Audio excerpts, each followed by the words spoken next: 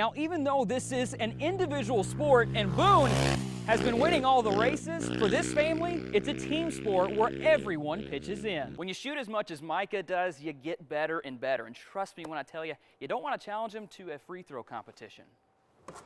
I win. Carson competed in the Super D downhill event at Nationals for the first time, and his time would have put him third best among all pros. Well, if you've been to Beacon Dragway before, you know this is where advertisement is normally found, but because these jet dragsters put out nearly 40 feet of flames out the back, everything had to be taken away. Playing the Wildcats in the season opener will be the UT Martin Skyhawks, and this will be the first of 2 games against SEC opponents for Martin. When you think about some of the best rookie classes in Sprint Cup history, you think about 2000, Dale Earnhardt Jr., Matt Kenseth, 2001 with Kevin Harvick and Kurt Busch. This year's list is made up mostly by players from the state of Kentucky, except for one. The first ever Heron Tiger to make our list, running back Chase Merrill.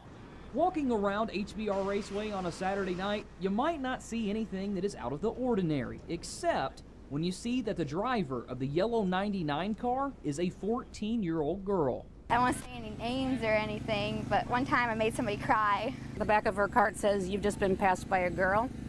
Yeah, that's happened a lot. Natty Marshall began racing at the age of 7, picking it up quicker than most. It was natural, and the best way I can think of to describe it, it was a natural talent. She won race after race, but just days before Christmas in 2009, her path took a different turn. We went to St. Louis expecting to be told it was tick fever, something odd, but never expected cancer. I don't really know how to explain that. I was really surprised by it. I thought I would still be able to race, but the doctor told me I couldn't. 2.5 years of treatment, trips to St. Louis, not ever knowing if she would return to her love of racing. Then came the news. She was cancer-free, time to get back in the car. She's my daredevil, and if she wants to go out and race, she has survived cancer. She can go out and race. It's good. I could go back to what I love to do instead of not being able to do anything. Her return to racing hasn't been as easy. It's tougher to win races now. And we're still learning. We're not first place yet, but we're getting there. But her determination to win never left. I probably couldn't beat everybody. There's always someone better than you, but I like to think that I could probably do it if I put my mind to it. For Alyssa Bernard, there are fans, then there is Dad. I don't think he knows how to play fan. He's always been coach. Ron Bernard spends most of his time coaching the Marshall County football team, but admits it's different watching from the stands. The big thing is, for me, is there's no pressure on me during her games, so it's a little more relaxing. But just like any parent, he's still trying to coach. Sometimes his voice is kind of hard to miss. Run the floor! There's a better chance of me wearing skinny jeans than her completing a three-point play. Dad, burn it. I do value his opinion quite often, but he knows when to step back and when to come in. I talk about, you know, you're not getting your knees up when you're running, things like that. But as far as the X's and O's, basketball, I'll be the first to tell you I don't have a clue. Now, even though it can be tough having a father who is a coach, for Alyssa, just having him in the stand supporting her is enough. A lot of fans say, "Oh, you did great."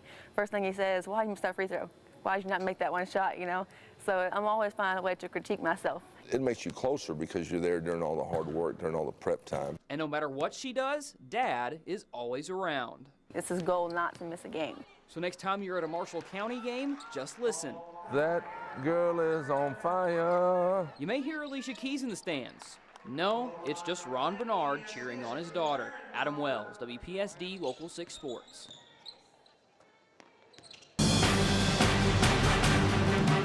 Well, in 5 games this season, Kentucky's average margin of victory is just north of 34 points. But what's even better is their defense. Kentucky's holding their opponents just 46 a game, and in their biggest game against Kansas, held the Jayhawks to just 19% shooting tonight, going for their 55th win in 56 home games against non-conference opponents, hosting Texas. Arlington to Rupp Arena we go. First half, Kentucky up by 8. UT Arlington turns it over. Andrew Harrison going the other way finds Willie Cauley-Stein the bucket and the foul. Kentucky rolling up 17-7. Then later in the first, Kentucky up 32. Andrew Harrison finds Carl Anthony Towns, and when you're good, Good things happen. The bucket and the foul. Towns 13 points, 11 rebounds in the game. Then later in the first, Kentucky up 38. Devin Booker hitting the three. Kentucky led 55-12 at the half. And then in the second, it's all Kentucky. Booker, another three. He had 19 points, 5 for 6 behind three-point range. Kentucky rolls again, 92-44. They will host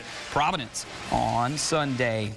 OBC men's scores from tonight. UT Martin moves to 3-1 with their 74-56 win over Bethune-Cookman, and Southeast Missouri falls to Bowling Green 62-54. To the women's side, Murray State hosting Lipscomb earlier tonight. This is the 7th meeting between the two teams. Early in the first, Racers up 14-10. Olivia Cunningham baseline, easy finish. She had 10.6 rebounds. Moments later, though, Lipscomb up 2. Liège, you're right. The jumper, we are tied at 32, but Lipscomb would go on a run in the second, up 5. Kennedy Potts hits the 3. It's 57-49, but it's Murray State making the late run, getting the come-from-behind win, winning 74-71.